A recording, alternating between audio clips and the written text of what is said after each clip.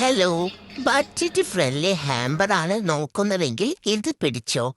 ഇത് ഒരു ബെസ്റ്റ് ഓപ്ഷനാണ് നിങ്ങളുടെ ഗേൾ ഫ്രണ്ടിന് കൊടുക്കാൻ. നല്ല കിടിലൻ ഗിഫ്റ്റ് ആയതുകൊണ്ട് ഈ ഗിഫ്റ്റ് നിങ്ങളുടെ ഗേൾ ഫ്രണ്ടിന് എന്തായാലും ഇഷ്ടപ്പെടും.